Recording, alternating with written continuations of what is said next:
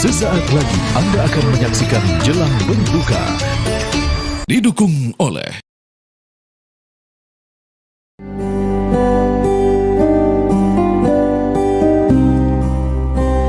Astaghfirullah Rabbal baraya, Astaghfirullah minal khataya, Astaghfirullah Rabbal. Assalamualaikum warahmatullahi wabarakatuh. Alhamdulillah wassalatu wassalam ala Sayyidina Rasulillah Sayyidina Muhammad bin Abdullah wa ala alihi wa sahbihi wa mawalaha ma ba'd.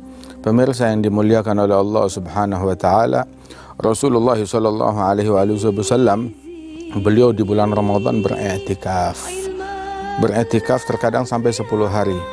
Dan di Ramadan terakhir yang beliau lalui, beliau iktikaf sampai 20 hari sallallahu alaihi wasallam. Dan beriktikaf di masjid, berdiam di masjid, beribadat kepada Allah subhanahu wa ta'ala.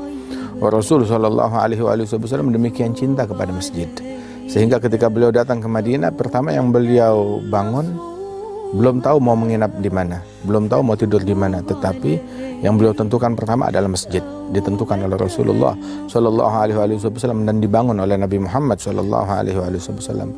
Rumah beliau pun juga nempel dengan masjid, pintunya langsung masuk ke masjid.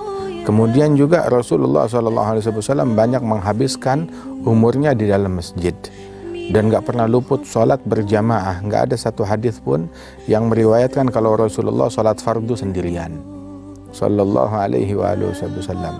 Gak luput sholat jamaah. Bahkan dalam situasi perang pun juga beliau gak luput sholat jamaah. Dan mukmin di masjid bagaikan ikan di dalam habitatnya di air.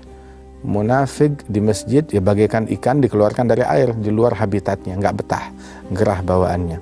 Masjid yang merupakan rumahnya Allah, tempat ibadat, yang mana Rasulullah SAW ketika melihat bahkan ada noda di masjid, ada lendir atau ludah menempel di masjid, Nabi ambil kayu dibersihkan langsung oleh Rasulullah, dan Rasulullah marah, bilang ini masjid bukan dibuat untuk hal yang demikian, kalau mau meludah jangan meludah di masjid, nempel ke tembok masjid sallallahu alaihi wasallam. Dan Rasul sallallahu alaihi wasallam beliau mengajarkan etika ketika seseorang berada di dalam masjid untuk beriktikaf.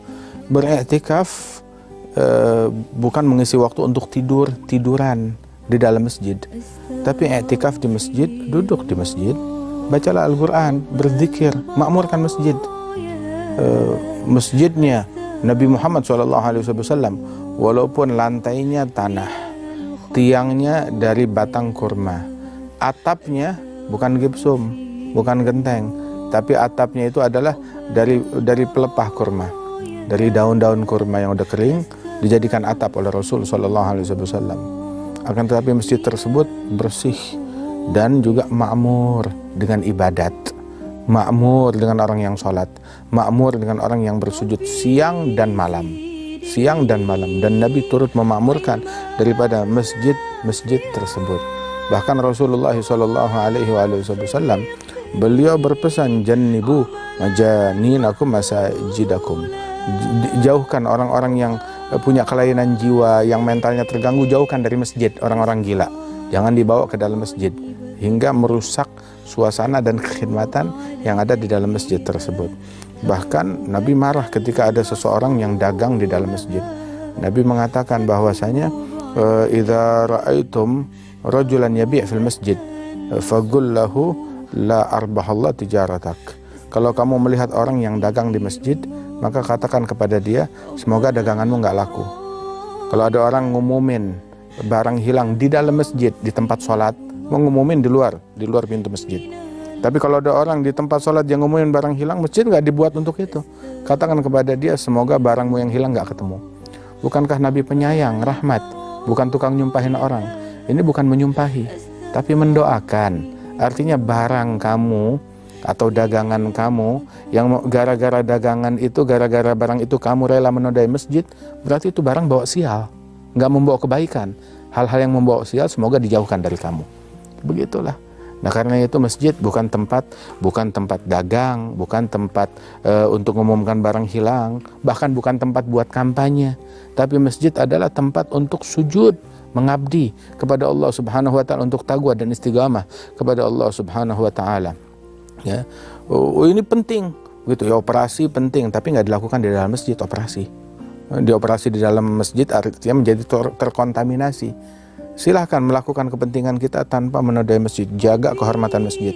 Ramadan, bulannya masjid. Makmurkan masjid. Sholat tarawih di masjid. Sholat 5 waktu di masjid. Sholat subuh berjamaah di masjid. Isya berjamaah di masjid. Witir kita laksanakan di masjid. Tahajud, qiyamul lail di masjid. Jangan di masjid sambil kita malah sibuk mainan handphone di masjid. Game online di masjid, pakai wifi masjid lagi. Waliyadzubillah min dzalik. Ini akhir zaman yang semacam ini. Itu di antara tanda-tanda akhir zaman ketika orang masuk ke masjid ya, enggak sholat tahiyatul masjid. Itu akhir zaman.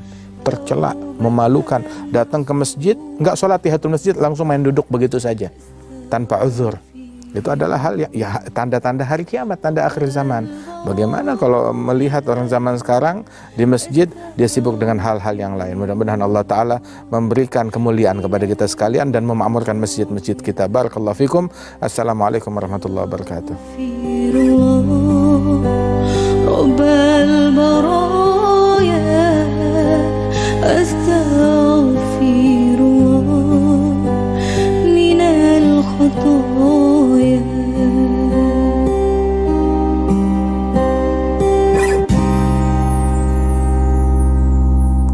Anda baru saja menyaksikan Jelang Berbuka, didukung oleh